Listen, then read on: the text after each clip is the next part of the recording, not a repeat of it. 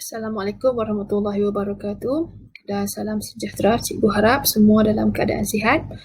Okey, untuk hari ini cikgu akan terangkan bab 5 penjenamaan produk iaitu klasifikasi produk. Okey, di bawah klasifikasi produk, murid-murid perlu tahu dulu apakah yang dimaksudkan dengan produk. Produk adalah barangan, perkhidmatan dan sebagainya yang dihasilkan dan dipasarkan untuk memenuhi keperluan dan memberi kebaikan kepada pengguna. Okey, di bawah klasifikasi produk, ada dua perkara yang murid-murid perlu tahu iaitu produk pengguna dan juga produk industri. Untuk kali ini, cikgu hanya akan terangkan berkaitan dengan produk pengguna dan kita akan bincangkan soalan-soalan yang berkaitan dengan produk pengguna. Okey, di bawah produk pengguna ada 3 bahagian yang perlu murid-murid tahu. Produk pengguna boleh dipecahkan kepada barangan keperluan asas, barangan istimewa dan barangan beli belah. Baik, bagi kategori barangan keperluan asas iaitu barangan yang biasanya dibeli tanpa perlu apa-apa pertimbangan. Iaitu kalau kita senang faham ialah barangan keperluan harian. Okey, contohnya beras, susu, gula, ubat gigi dan sabun. Okey, kos seunit untuk barangan keperluan asas biasanya murah. Dan kekerapan membeli adalah kerap. Boleh dikatakan hampir setiap hari ataupun selang sehari ataupun selang 2 hari kita akan membeli barang-barang keperluan asas. Okey, pengagihannya banyak kita boleh didapati mudah boleh didapati di kedai runcit, di pasaraya, di kedai-kedai yang berdekatan lah. Kadang-kadang berlaku dalam jualan dalam talian pun kita boleh dapat keperluan asas. Okey, usaha membelinya adalah minimum. Bagi kategori produk pengguna yang kedua iaitu barangan istimewa. Okey, barangan istimewa ialah barangan yang ada ciri unik dan berjenama. Contohnya mesin cetak, motosikal, komputer, kereta. Okey, kos seunit biasanya mahal lah. Jadi kita perlu dapatkan sejumlah duit yang banyak untuk mendapatkan barangan istimewa ni. Okey, kekerapan membelinya adalah jarang. Boleh jadi 5 tahun, 3 tahun. Okey. Lepas tu pengagihannya adalah terhad. Dia akan hanya melalui vendor ataupun pembekal-pembekal yang diiktiraf sahaja. Dan usaha membelinya adalah maksimum. Ialah barang dah mahal, jadi kita perlulah berusaha lebih untuk mendapatkan barangan istimewa ni. Dan untuk kategori yang ketiga, produk pengguna ialah barangan beli belah.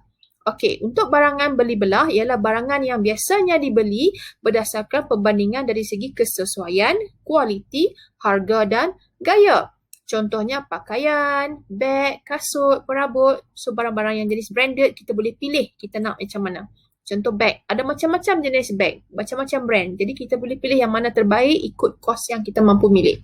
Okey, so kos seunit untuk barangan beli belah adalah mampu milik bergantung kepada bajet yang kita ada.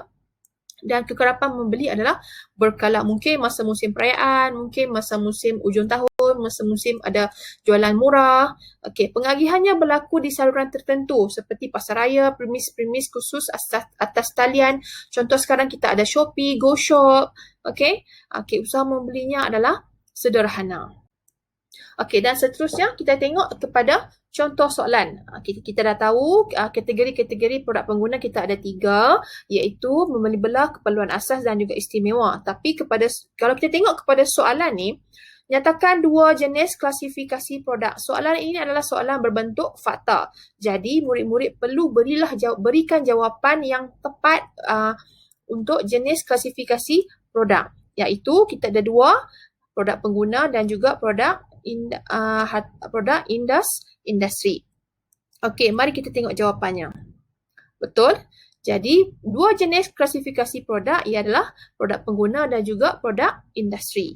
Okey, kita tengok pula pada soalan yang kedua. Soalan kedua adalah namakan kategori produk pengguna mengikut klasifikasi produk yang diberikan. Okey, murid-murid perlu tengok di bawah ni. Untuk kategori yang pertama, dia beri perabot, pakaian, beg. Jadi kita tahu yang ini adalah barang-barang yang branded. Okey. Pakaian, beg. Mestilah brand kan? Jadi bila branded kita tahu. Kalau kita barang-barang branded ni selalunya kita akan shopping. So kita dia adalah barangan beli belah. Yang kedua, mesin cetak, motosikal, komputer. Ketiga-tiga contoh ni adalah barang-barangan yang mahal. Bila kata mahal, kita tahu dia adalah barangan yang istimewa. Dan yang ketiga, beras, gula, susah. So, ini adalah barangan yang hari-hari kita akan guna. Okey, dia adalah barangan keperluan asas. Okey, mari kita tengok jawapan. Betul tak? Ya, betul. Yang pertama adalah barangan beli belah, yang kedua adalah barangan istimewa dan yang ketiga adalah barangan keperluan asas. Okey, soalan yang ketiga. Raja 1 menunjukkan 3 jenis produk pengguna yang terdapat di pasaran. Yang pertama adalah shampoo rambut, yang kedua rak kabinet dan yang ketiga adalah telefon X, Y dan Z. Okey. Nyatakan kategori produk pengguna di atas. Okey, produk X, shampoo rambut. Shampoo rambut kita guna waktu bila? Kita akan guna hampir setiap hari ataupun selang sehari ataupun selang 2 hari. Makna kata dia adalah barangan keperluan asas. Okey, produk Y. Produk Y adalah rak kabinet. Rak kabinet di bawah kategori perabot. Perabot adalah kita tahu bermusim. Mungkin setiap tahun ada ibu-ibu yang suka setiap tahun beli kan. Kadang-kadang perabot ni mungkin setiap tahun, tahun ni beli ni, tahun ni beli ni. So, sentiasa ada penambahbaikan dalam isi rumah. Okey, untuk bagi rumah cantik ke apa ke. Okey, so dia adalah barangan beli belah. Dan produk Z, telefon memang mahal dan kita terpaksa mungkin kita terpaksa himpun duit yang lama, setahun baru dapat cukup kumpul duit untuk kita dapatkan telefon. Jadi, Z itu adalah produk barangan istimewa. Dan B, nyatakan kekerapan pembelian produk di atas dengan menulis X, Y dan Z di bawah. Okey, so untuk kerap, berkala dan jarang. Okey, kerap apa dia? Kerap adalah shampoo rambut. So jawapan dia adalah X. Berkala adalah Y. Okey, berkala adalah Y. Kita tahu berkala ni untuk kategori barangan beli belah. Okey, dan last kali untuk jarang. Jarang adalah untuk barangan istimewa. So, ini adalah jawapan dia X, Y dan Z. Okey, betul tak? Mari kita tengok jawapan. Okey, so betul tak? Produk X adalah barangan keperluan asas. Produk Y adalah barangan istimewa, beli belah. Dan Z adalah barangan istimewa. Dan kita kena pasti pula kekerapan pembelian.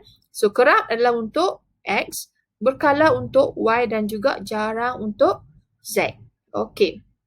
Jadi, itu saja untuk video kali ini dan insyaAllah cikgu akan buat pula video yang kedua dan murid-murid boleh subscribe dan follow cikgu untuk kita tengok pula apakah barang-barang soalan yang mungkin ditanya untuk kategori produk industri. Terima kasih.